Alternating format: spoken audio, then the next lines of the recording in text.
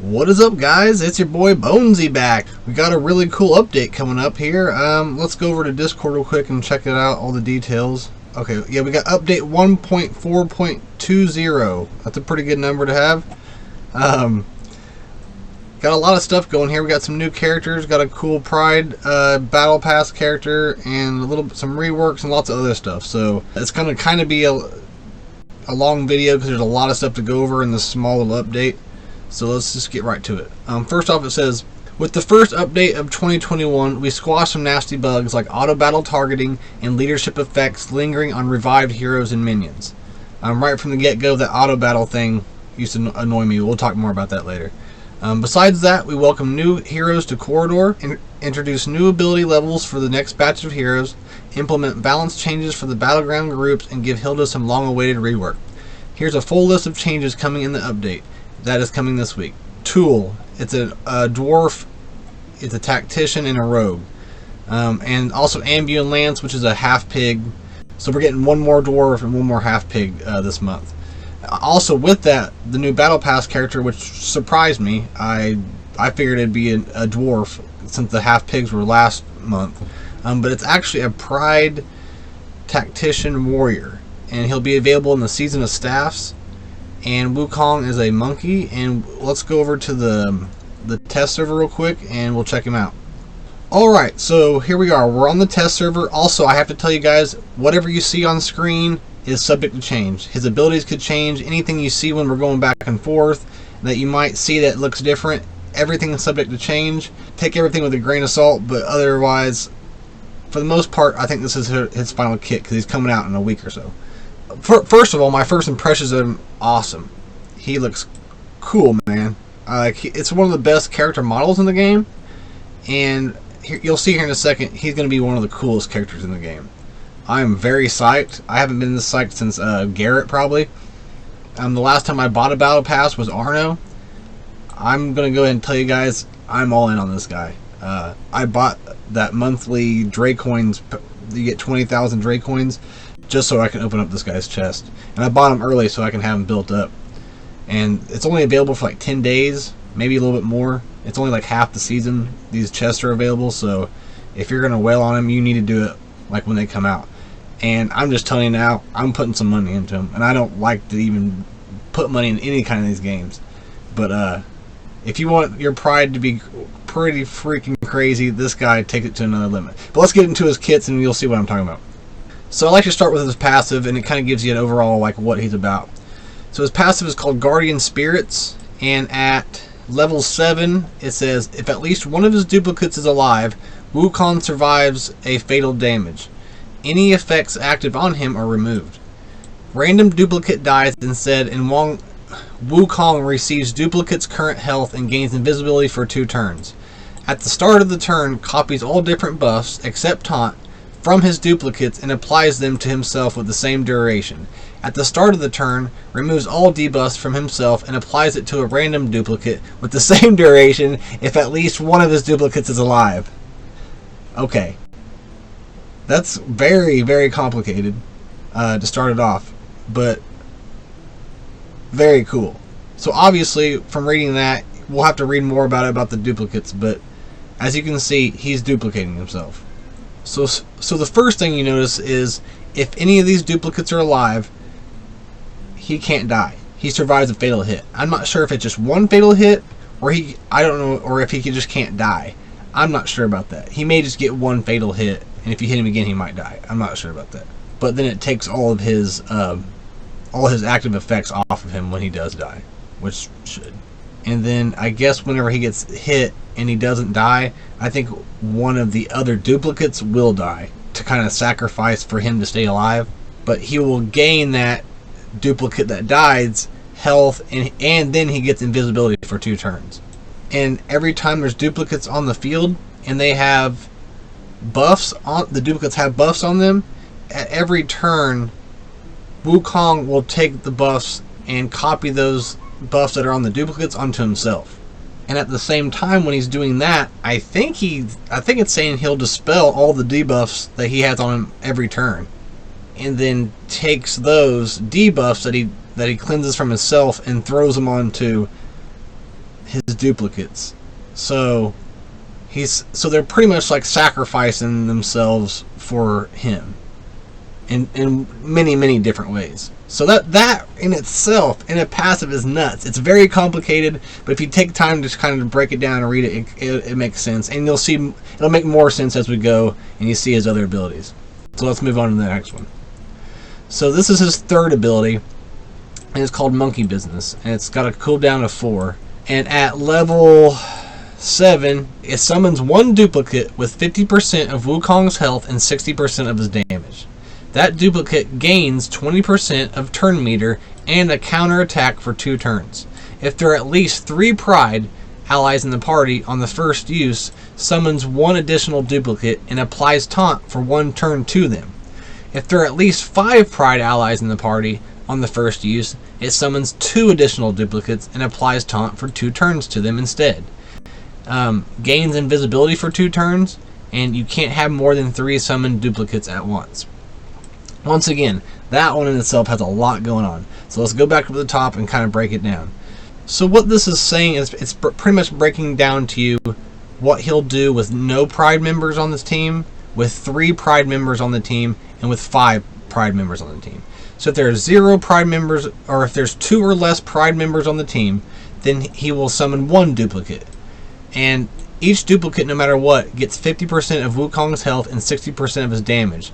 So you're going to want to put a lot of speed, a lot of health, and a lot of damage on this character, only because it will affect your duplicate's health and damage. And since it's based off Wukong's percentage, or since it's based off Wukong's health and damage, you want to have it as high as you can, so those duplicates are even beefier and you're putting even more damage out. So if you have 3, it duplicates gains 20% of turn meter and a counter attack for 2 turns. So if you have 3 Pride allies in the party, the first use summons 1 additional duplicate, making it 2, and then it applies taunt to those duplicates for 1 turn. That's the only difference if you have 3. Now if you have 5, if your whole entire team is Pride, which is the best way to use him, but I'm finding this guy's pretty plug and play. If you have 5 of them, then it summons 2 additional, making a total of 3 right from the get-go. The first turn, you can summon 3, and all of them gain taunt for 2 turns. And this is the only time this happens, but if you have 5 or more Pride members, Wukong will go underneath invisibility. And like I said, you can't have more than 3 at any time, so you'll never get more than 3 duplicates ever, no matter how many times you try summoning more. So that's just his passive and his main third ability. I mean, this guy is nuts. If you are a spender and you got some money, or if you've got some gift cards laying around or something, this is the guy to go out. He's going to make your Pride crazy for Battlegrounds. Crazy. This guy might end up winning Battlegrounds for everybody. Whoever has him, and whoever doesn't, is probably going to lose. Okay, so this is his second ability, and it has a cooldown of 1, so you can use it right from the get-go. It's called Great Staff. It deals 300 physical damage to all enemies and inflicts damage decrease for 3 turns. That restores 20 to 40% turn meter to all his duplicates. So it's an AoE. You're just hitting everybody for 300% physical damage, and that's pretty good. I mean, I don't know his stats. We can go look at him real quick. This isn't really a breakdown video of him. I'm just kind of showing you what his kit's like and what he looks like. And then so he's hitting that, putting damage decrease on everyone, and then is restoring turn meter in quite a bit, but only to his duplicates. But we'll go back here in a minute, and the duplicates have a decent kit too. You'll see. Alright, and last up, his basic ability is called Fury of the Oasis. At level 7, he deals 275% physical damage to an enemy. If the target is afflicted by daze, increases the cooldown of a random ability by 1 turn. Otherwise, it inflicts daze for 1 turn. So you'll see here in a minute, but his minions, or whatever they're called, his duplicates, also put off daze. So there's a lot of daze going around. That's a pretty big debuff to be thrown around like that. So yeah. So he's dealing 275% damage to 1 enemy, and then if it's afflicted by daze, you'll increase a cooldown of a random ability, which that's a really big thing to do. That means that's 1 more turn they might not be able to do a big move. So just for a basic attack, that's good, because if he doesn't do that, he's giving you daze anyways. So you can just start spreading dazes around, especially with the duplicates, and you're going to be finding yourself increasing cooldowns a lot more than you think. On paper, anyway, it looks that's what'll be happening. So yeah, that's you know, that's him in a nutshell. I'll probably be putting more videos out once I get him unlocked, and I like to get them to know him better on my main account. Like he may not be 7-star gear 12, but at least I can kind of see how he works with a realistic team in the realistic world. Because when you're testing him, everyone's got all the best stuff on him, and you have the same thing, and it's just like a mirror match of Krakens, and no one really gets that experience but a select few people. Not even I get that. So I'm going to play with him a lot more. I am going to be, you know, spending quite a bit of money just to try to get him at least a 5-star. And then we'll see. I'll show more videos of him and stuff like that. So, but that's Wukong.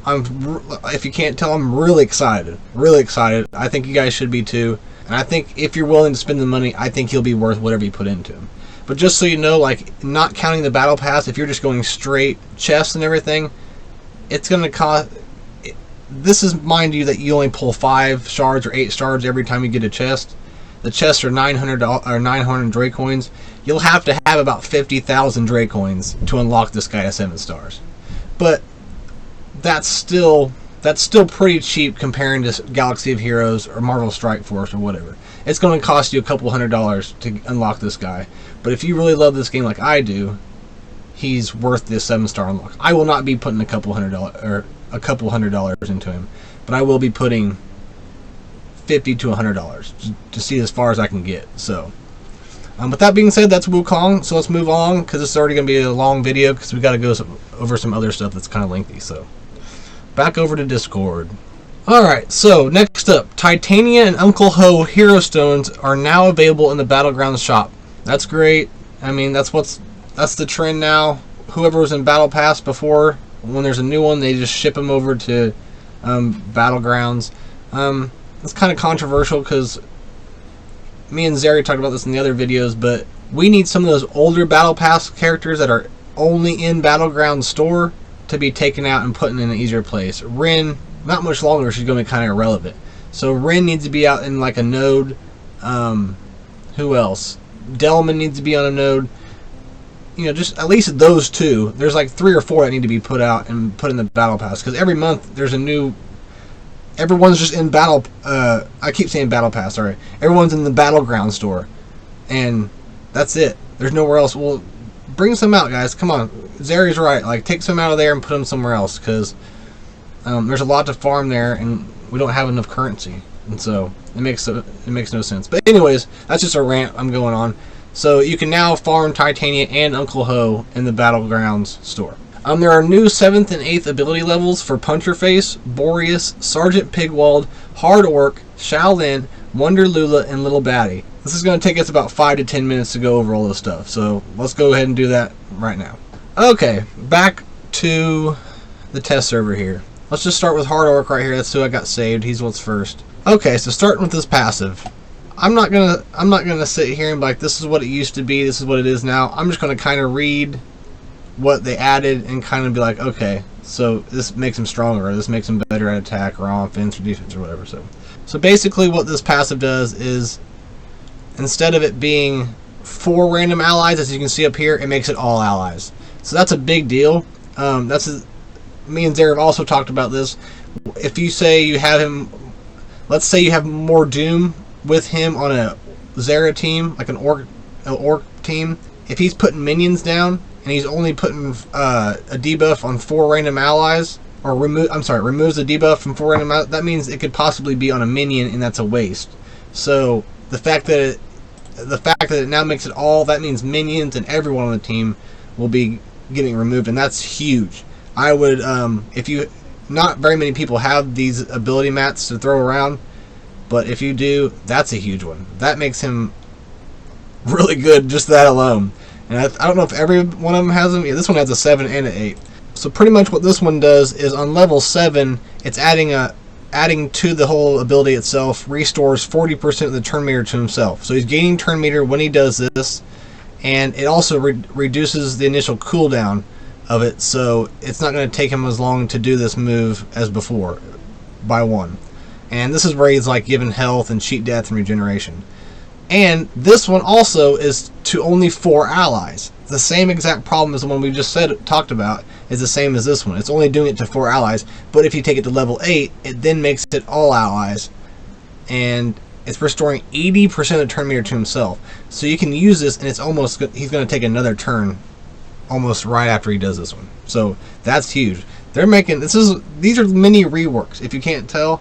With Gear 12 and then these new ability maps combined, it's making them have a reworks. And it's taking a average character and making them really good again, where they can kind of compete and stepping them up a whole nother level. So far I'm very impressed. Alright, so Power Solo. Pretty much what they did here is there's only one more level, and what they did was they added physical damage, and they gave it a 10% chance to inflict an ability block, and it made it an initial cooldown by 1. So it will take even less time to get his moves going if you max him out with everything. So yeah, he's still a pretty good character. There are some things that make him better, and they're pretty much doing it. I mean, he's going to be unleashing his moves faster, putting out more damage, putting his buffs and all that stuff on everyone instead of just 4. This is a crazy, I'm calling these reworks. They're not saying that, but I'm calling them reworks, because that's what it pretty much is. So hard work, man. I don't think you can go wrong with any of those at all. So if you're willing and you have the mats, which not a lot of us do, but if you do, go ahead and do that, because that's really good. But alright, let's go on to the next one. So next up we have Boreas. He's already really good. Of course, he could always be better, but he's really good. I have no complaints about him, but whatever you can add to this guy is going to make him better. Alright, so level 7, pretty much what this does is, I kind of have to show you what this one is. So increases physical damage by 10% for each living Pride character in the party. All that does is take it up to 13%, and that's still it still makes him better, but I don't know. Is it worth the mats though when there's a lot of other people that need it? So what this one does, Wind Power, his third ability, it gives him crit chance increase for 2 turns, and also he gets more turn meter, 20%. So all it's doing is adding the crit chance increase, and he's getting more turn meter so instead of 30 he gets 50. And turn meter is always good, so that's not a bad one. It's also giving him another debuff, which will make him even stronger when he hits hard with this second ability right here. So this ability has 2 more. So what this one's doing is it's adding 50% physical damage, so making it hit harder, and it applies armor decrease for 2 turns, and it reduces his max cooldown by 1 of it, meaning he can do this more often. That is cool, and that's just level 7. So at level 80, he gets 50% more physical damage. It applies healing block for 2 turns, and it removes a buff from an enemy. Wow. Now those 2 there, that's going to make him crazy. This hits hard as it is. Without any more, at level 6, it hits hard. And you're adding more physical damage, and you're adding 2 debuffs that are kind of a big deal, and you're removing buffs. That's worth it right there. If you have the mats, you like Boreas, which I love him, put that on him. That is crazy. That is cool. Alright, so last up, we have his basic. It's called Finishing Shot. And at level 7, what it's doing is it's adding more physical damage overall. If you target the enemy with the lowest health, it will take more damage away. And it's adding on to that damage it does too. So that's not bad. Making him hit harder than what he already does not hurt. Is that the best one? No, but if you'll use your basic a lot with him, so it's not going to hurt. It will only make him better. And every time he hits, like does a physical damage, he's hitting hard. And then you put this one up over this right here, and he's getting debuffs that make him hit even harder and crit harder. So you can't go wrong with any of these. This one's the only one I was like, but it might make a huge difference when it comes to actually playing it. I haven't tested it, I haven't done it, so I can't tell you. We might do like a little stream, and we'll test out all these reworks and all these ability mats. If you guys are down, let me know in the comments if you'd like that. Alright, moving on. We got a lot to go over here. Wonder Lula. Alright, so our passive has 1 more at level 7, and pretty much what this one's doing is it's making her stronger with physical damage for each living demon in the enemy party, where it was 7%, so now it's 10%, and then it's adding the synergy with elves, because before there was no elf synergy, as you see there. Now look here, and it's making it 3% physical damage for each living elf in the party. So it's making her more diverse, where she can work with more teams. So I'm down for that. That's not too bad. Makes her stronger without her having to be with demons or having to be with elves. Alright, so her third ability is called Cloak of Shadows. What this one's and this one's also got level 7 and 8. So starting out with level 7, what this does is it removes one debuff from her, and then it also gives her more turn meter. And that's really good, because originally, when you did it, it just goes on. But now when she does that, she puts herself under under invisibility for the most part, takes a debuff from her, and then gives her turn meter to come back around to her, which that's pretty big. That makes that move a lot better. And so at level 8, it removes all debuffs. That's huge. That's huge on her. And she's kind of squishy, so anything like that will help, because you're going to be using this move here quite a bit if you're going to be getting any use out of her. And then it gives her 80% turn meter. So is that 100%? Oh no, they're just upping it, not 80% more. They're just saying she gets 80% turn meter, which is almost a complete turn again. So that's huge. I would, if you have the mats, once again, I would go all the way up on that. That's crazy. So far, these are really good upgrades overall.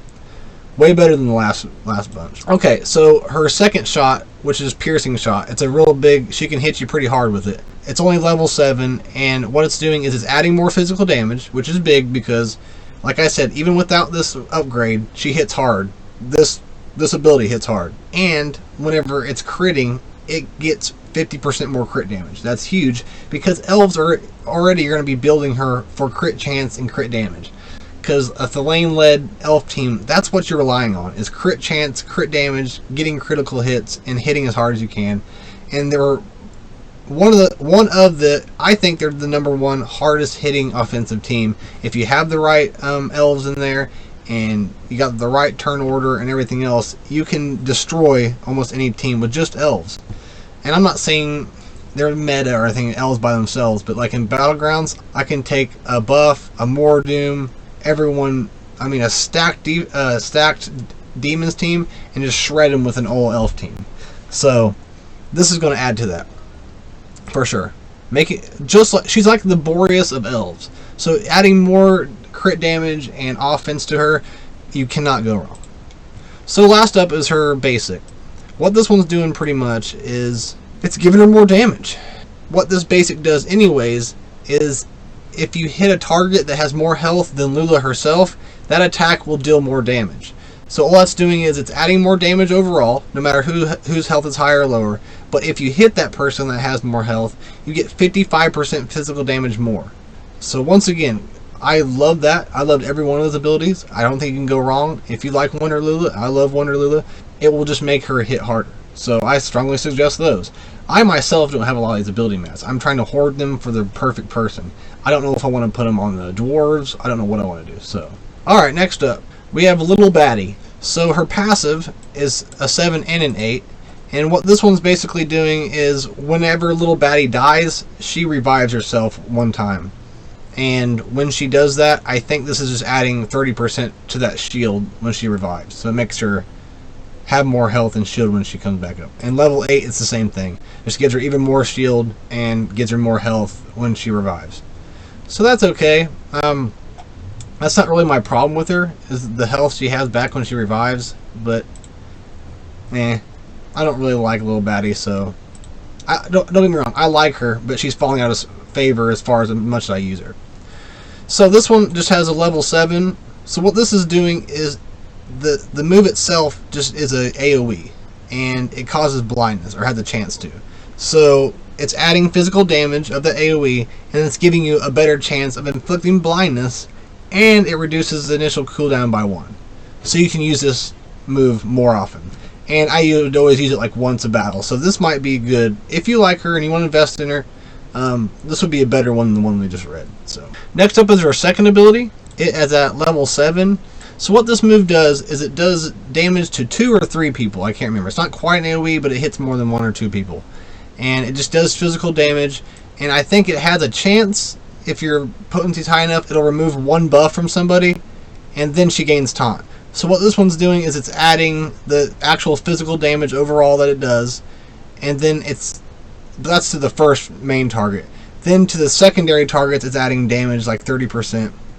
And then it's reducing the cooldown, so that means you can use this, once again, just like our other one, more often.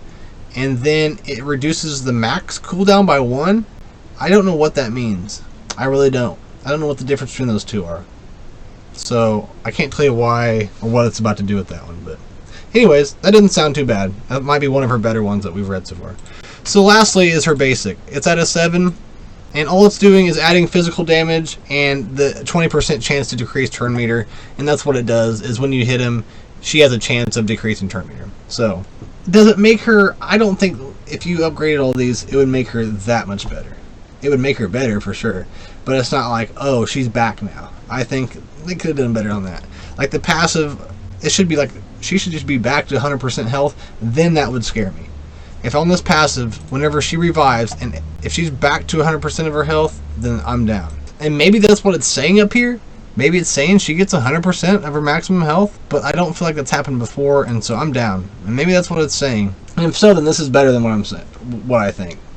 I'll have to do some testing on it. And like I said, let's do a stream or something, and we'll test it out. So that's the little baddie.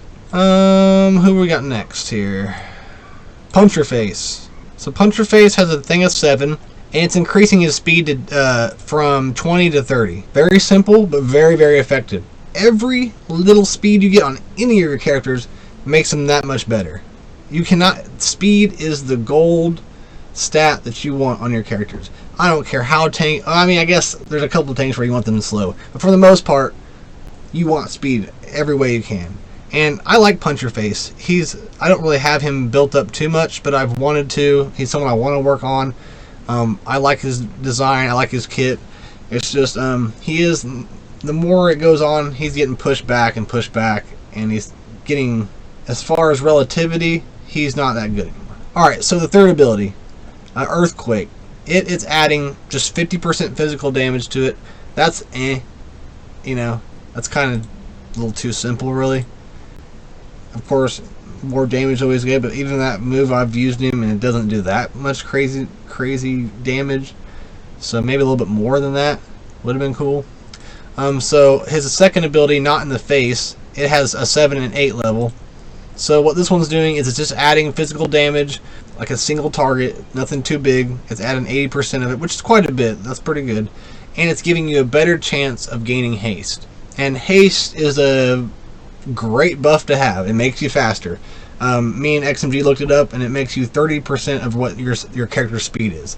So haste is always good to have, because turn meter and speed go hand in hand. It's pretty much the same thing. It's technically not, but it equals the same thing. More turn meter means you're going faster. More speed means you're going, faster. So haste is a good thing to have.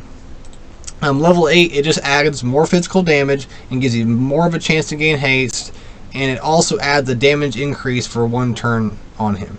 And with that 25% chance added, that means you get it. If you see up here, it means you are gaining haste no matter what. Alright, and his basic is level 7, and what it does is it just has a chance of getting turn meter. I don't think it steals it, he just recovers that. So it's adding more damage, it has a better chance to recover the turn meter, and it has a little bit more turn meter that he recovers. So that's it on Puncherface. Up next we have Sergeant Pigwald. Now his passive has a 7 and an 8. So his level 7 isn't anything that great. This guy can hit pretty hard. So same with Wonder Lula and Boreas. They can pack a big punch. So if you can get him fast enough and get him out there fast enough, they can start hitting hard. So it's adding 10% physical damage. 10%? I don't know. I don't really know this guy too well, but that doesn't seem like the greatest thing. But this adds an additional 5% physical damage for each living goblin in the party. So with these two combined, I think he would start hitting pretty hard, because his physical damage increases by 40% and an additional 10% for each goblin in the party. So if you have all goblins, then that's actually quite high. So this doesn't look like much, but I think it would pack some punch in the end. Alright, his third ability is up at a level 7. All it's doing is it's adding physical damage to what he's already doing on this one. So once again, adding more, packing a harder punch if you get these. I just don't think he's that great of a character. I think he's too flimsy. People love him to death. Like, I see people always talking about Sergeant Pigwald. I won't be working on him for a while unless I absolutely have to.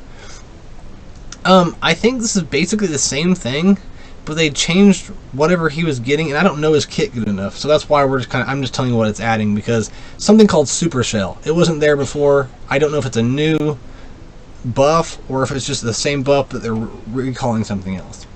But he's gaining this Super Shell, and all this level 7 does is when like you get Super Shell, it's increasing damage for the next attack by 2.5, and it's guaranteeing a critical hit. This effect cannot be prevented or removed, and using this ability with Super Shell restores 50% of the turn meter, and it's just adding some it's just reducing your cooldown, and you got 0.15 times more. It's kind of convoluted, but in other words, he can just use this more often and he's going to hit a little bit harder.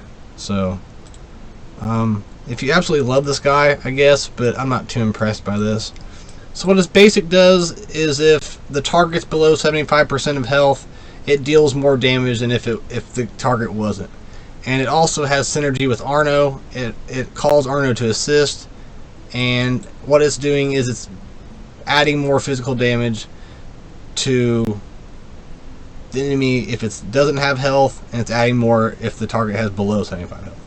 That's about it. So overall for him, like a B. Like it's pretty good. My thing is, when I'm thinking about these, it's like, okay, it's almost impossible to get these mats. And I think I read somewhere that they're going to start adding them in more places, but right now where it's at, I wouldn't put it into him yet. Alright, next up we have Shaolin. Shaolin's one of my least favorite characters. We'll see how great this makes him, because once again, like most of these characters on here, they're just flimsy. So the passive. It has a 7 and an 8. So what this move does is it deals 1% more damage for every 3% of his health, and additional 15% if he has full health. So what that did is it just took away 1% of what he needs, and so it just makes him a little bit strong, or hit a little bit harder, and it gives him more damage if he has full health. So I mean, okay, like if you want this guy to be like a rework, like I'm saying, he needs something more than that. And that just takes even more necessary percentage away, and it gives even more damage percentage wise if he has full health. So to me that sounds underwhelming, but maybe when it's put to action, maybe it's different. I don't know. His third ability is just a level 7, and it's just adding physical damage overall. He attacks random enemies 7 times, so it makes him hit a tiny bit harder. That's a pretty underwhelming move, and 25% isn't going to save it.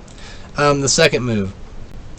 So what it's doing is it's adding turn meter, and Shaolin is gaining a buff, critical chance increase for 2 turns. His basic is a level 7. Once again, it's just adding 60% physical damage. That's quite a bit. I mean, that's a pretty big jump. And he's recovering 5% more health when he uses it. Well, when the target's health is above 50%. So what they were trying to do there is they were trying to make him hit harder. I just don't think his stats are high enough for his percentages to really matter that much. I could be wrong, because I haven't used him all that much. There's people out there that are more of an expert than me on him, but from my impressions, he's just not that great, and I don't think that's going to matter too much. Alright, so we made it through that. Sorry for all that, but I thought it just needed to be covered, and it's better to see it visually than just read it on paper. So let's get back over to Discord and let's try to get this stuff done. Alright, so they reworked Hilda's abilities. Well, let's jump right back over there real quick and check them out. I don't know how good they are, but we'll see here. Alright, we're over here at Hilda. I'm telling you right now, I'm not an expert on her. I don't have her built up on my main account. I haven't tested her much. I don't even know what her kit was. So I can't tell you what was changed and what wasn't changed. But we'll just run through these real quick and you'll see what it is now. So I'm sorry about that, but I'm just not familiar with her that much. So her passive ability increases Hilda's maximum shield by 50% of maximum health. So I guess if you want more shield, just mod her for health. I don't know. So this one, it gains taunt for 2 turns, removes 2 debuffs, and gains shield equal to 5% of maximum health for each debuff removed. Decreases all enemies' turn meter by 20%. So that one doesn't sound bad. I don't know what it was before, but she's getting taunt, she's removing debuffs, she gets shield for how much health all the debuffs were taken away. So the more debuffs she takes away, the more... Well, no, because all you can do is 2, so it's like a maximum of 10%, I guess. Well, that's stupid. If she could do all debuffs, that'd be good. But she decreases turn meter too, so that's not bad. That's alright. Alright, her second ability is deals 340% physical damage to an enemy. Gains armor increase and tenacity increase for 2 turns. If Snorri is an ally, he gains damage increase for 2 turns and assists in the attack. I mean, it's okay. I mean, she's a tank, so you're gonna want armor increase and tenacity increase. Snorri, I loved Snorri back in the day. I still do, but he's just, nah. You're not using him unless you're a beginner, unless you're just starting out. So worthless. But when Snorri has his abilities come out, maybe this will make it better. So we'll just see how things go. That I'm not too impressed with. So her basic deals 210% physical damage to an enemy. If this ability deals damage, it gains shield equal to 5% of maximum health. So right here I can tell you, you just need to put nothing but health and hearts on her now. I don't know what it was before, but just put nothing but health, because her whole kit's based off her maximum health. I mean, I don't know. I'll also have to test it out. We'll see. I don't know, guys. I haven't been a fan of her. I don't even like her model, really. I wish this was one of the ones they would redo. Maybe they already have, but just her character model looks weird. So I also didn't know pandas had boobs either. But anyways, so yeah, that's what you get with her. I don't know. It's whatever you guys think. But all right, let's go back to Discord. All right, so the legendary ability scrolls can now be found in the Honing Your Skills Challenge 17, some upcoming legendary and epic events, among the Battlegrounds rewards, which is starting next season, and from abilities chest. Okay, I just complained that whole time while we were reading those about the legendary mats that you have to do to get those 7 and 8s. That's good. I don't know how many we'll be getting. I don't know if this will help at all. Well, it's going to help, but I don't know how much it'll help, because it requires quite a bit of these too. But that's better, because where they're at now is terrible. It's just tournaments at level 10, which takes a lot to do, and there's one other place that I don't know, I can't think of right hand where they're at. So that's a big thing. That's a good thing. So we should be happy about that. I cannot show you the challenge, but I can test it. So I'm sorry about that, but I can't show you that, guys, yet. And they will be included in Battlegrounds rewards, so you'll just naturally be getting them. So that's a good thing. It's not hidden behind like a paywall or anything. They removed the holiday decorations, updated ability icons for some heroes. So I'll just switch over and show you one instance of this, because I don't know who all they did. But if you see here, like, they're similar to what they were, but the art is different on all of these. And I don't know who else has these, but it's kind of cool. It kind of threw me off. I was like, whoa, that's weird. And like I said, all this is subject to change too, guys. This is the test server, so they can change things at any moment. But yeah, that's kind of cool. I don't know why they need to do that, but it's a good little quality of life change. Okay, so balance changes. Starting from the new Battlegrounds season, new groups based by average total hero power and changes in Battlegrounds camps number on each side. So I'm not going to read all these to you, but you can see them right here. You know, they range from all the way to 4, 5, 6, 7, 8, 9, 10, 11, and to 12 camps. So it just depends on what your total hero power is, and you're going to have more different camps. Like, I am below 1300k. I'm probably right around here, so I'll be getting 8 camps, which is where I've been. But then it says right here to 1150, so I'll probably get one more camp. I think they're just adding a more variety of camps. I really don't know what they were doing before, but maybe expect more camps this season. I don't know. It just depends where you're at. Okay, they changed Fowl's passive ability. At level 7, it increases physical damage by 30% and additionally 5% for each living panda on the battlefield. Foul deals 10% more damage against burning enemies. Critical hits inflict burning for 1 turn if there is a living allied panda mage. I don't know much about Foul, but she can hit hard. She can get some dodge going, and this adds to like a burning team. XMG talks about it a lot. So the burning synergy with like Ember and others, I think this will be better having Foul on the team. So this is not a bad thing at all. We went over Hilda's abilities reworks. Bug fixes, they fixed auto battle targeting. But most games, if you click on an enemy and then you hit auto battle, your auto battle characters, your computer will attack that targeted enemy you had before you hit auto battle. But with this game, it's been like this since the beginning. If you targeted an enemy and then hit auto battle, it would just go back to randomly attacking enemies until you targeted again. And a lot of times that would waste a hit on a character I didn't want to happen. You know what I'm saying? So that's a great fix, a very tiny fix that maybe people didn't notice or really care about. But it was something I've been wanting to say for a long time, and they fixed it. So I'm really happy about that. I'm more happy than most people are about that, because it's one of the things that just drove me crazy. They also fixed leadership and passive ability behavior when a hero appears in different waves, and if reviewed by Renara or copied by Cruel. Didn't experience that. Maybe I did and didn't realize it, but good. I'm glad it's getting fixed. I didn't know it was going on. So here's Wukong. We went over his kit a little bit ago, but here is his duplicates abilities that we weren't able to see. So these are his minions, his copies, his duplicates. They have a basic called Sweeping Blow. It deals 100% physical damage to an enemy. It inflicts daze for 1 turn. If Wukong has invisibility, calls for him to assist in the attack. So these guys are putting out daze. It depends how many you have out there, but if you're using this, it's putting out daze. And if you remember, Wukong will reduce a cooldown of the enemy if that enemy you hit had daze already on it. So I would just hit different people with these minions until they all have daze, and that'll give you some synergy with Wukong with them. Alright, they have a special ability that has a cooldown of 2 called Not a Great Staff. It deals 100% physical damage to all enemies, and it gains a random buff for 2 turns. And the possible buffs that they can gain is Taunt, Counterattack, and a Potency increase. So it's an AoE, and it's gaining random buffs that they will get on them, and if you remember, Wukong will copy those buffs off them every turn. So really cool synergy, guys. Like, I am psyched about this guy. He is so effing cool. I am very, very psyched about it. I suggest you get this guy, because the Pride is so defensive on Battleground.